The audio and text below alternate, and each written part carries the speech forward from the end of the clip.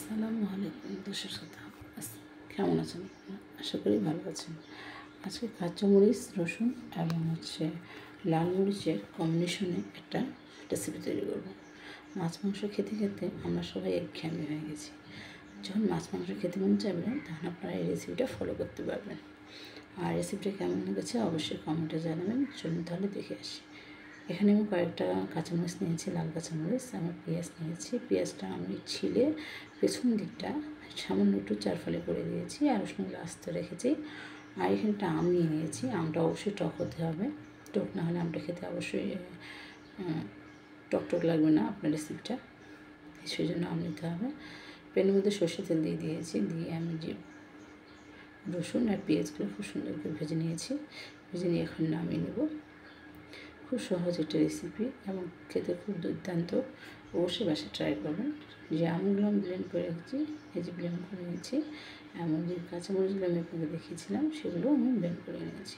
তারপর এটা প্যানে আমি জিরা নিয়ে নেব, তারপর না কালো জিরা একটু দিয়ে দেব,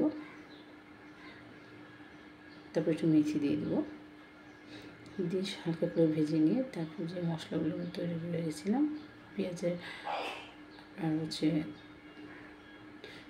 কাঁচামরিচ যে ব্লেন্ড করে রেখেছিলাম সেটা ঢেলে দেবো। ঢেলে দিয়ে খুব সুন্দর করে কষিয়ে নিতে হবে। এভাবে সরষের তেল দিয়ে অবশ্যই রান্না করতে হবে। সরষের তেল দিয়ে রান্না করলে এটা অবশ্যই ভালো লাগবে না খেতে।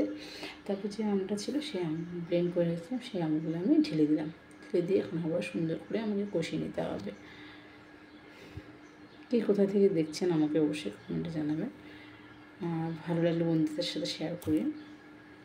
আজ আমার চ্যানেলে যারা নতুন অবশ্যই সাবস্ক্রাইব করবেন। তারপর এখন স্বাদ অনুযায়ী লবণ দিয়ে দিতে হবে। লবণ দিয়ে আমি আবার একটু কষিয়ে নেব।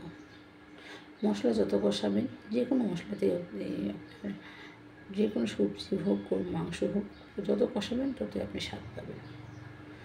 তারপর এখানে আমি আবার একটু হলুদ দিয়ে দিলাম। হলুদ দিয়ে কষিয়ে নিতে হবে খুব সুন্দর করে, হলুদের গন্ধটা না আসে। তেলটা কম ছিল, তার তেল একটু আর একটু দিয়েছি।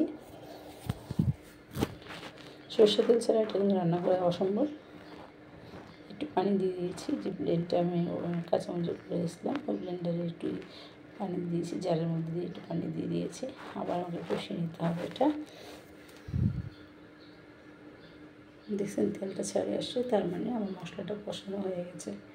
এখন ভালো করে যদি নিচে একটু লেগে গেছে, তাই একটু ভালো করে আমাকে মশলাটা উঠিয়ে নিতে হবে। তারপর যে পেঁয়াজ আর রসুন আমি ভেজে রেখেছিলাম সেগুলো আমি ঢেলে দেবো। ঢেলে দিয়ে হালকা হালকা কষাতে হবে এবং চুলার আঁচটা মিডিয়াম ও লো মাঝামাঝি রাখতে হবে, নাহলে পুড়ে যেতে পারে। যেহেতু মশলাটা তৈরি করা হয়ে গেছে আর পেঁয়াজ আর রসুনটাও ভাজা ছিল, তাই হালকা হালকা আছে এটা রান্না করতে হবে। তারপর একটু পানি দিয়ে দিলাম। পানিটা না দিলে অবশ্য যেটুকু সিদ্ধ হয়েছে আর একটু সিদ্ধ হতে সময় লাগবে, তাই একটু পানিটা দিয়ে দিয়েছি। এরকম বিভিন্ন রকম রেসিপি পেতে আমাকে অবশ্যই ফলো করবেন, আর আমার চ্যানেলে নতুন অবশ্যই সাবস্ক্রাইব করবেন। অর্ধেকটা লেবু কেটে আমি দিয়ে দিয়েছি, যেহেতু আমটা পরিমাণে কম মনে হচ্ছিলো, তাই টকটা অবশ্যই প্রয়োজন। এই টক না হলে এটা খাওয়া যাবে না ভাতের সাথে বা রুটির সাথে, যেটার সাথে আপনার পছন্দ সেটার সাথে খেতে পারবেন। ভাত রুটি যার সাথে আপনার পছন্দ তার সাথেই খেতে পারবেন, খিচুড়ির সাথেও খেতে পারবেন।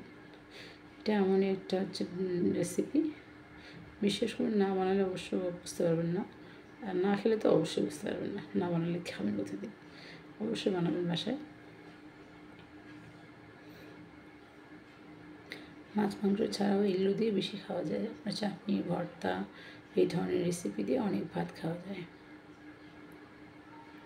তেলটা একটু ছেড়ে আসছে, এখন আমি চাট মশলা দিয়ে দিলাম 1 টেবিল চামচ। আবার এখানে আমি একটু পানি দিয়ে নাড়িয়ে নেবো, কষিয়ে নেবো। সামান্য একটু পানি দিতে হবে। এখন ঢেকে রান্না করবো 10 থেকে 15 মিনিট মিডিয়াম লো আঁচের মাধ্যমে। দেখেন আঁচটা আমার হয়ে গিয়েছে, এখন আমি নামিয়ে নেব। গরম গরম গরম ভাতের সাথে পরিবেশন করুন।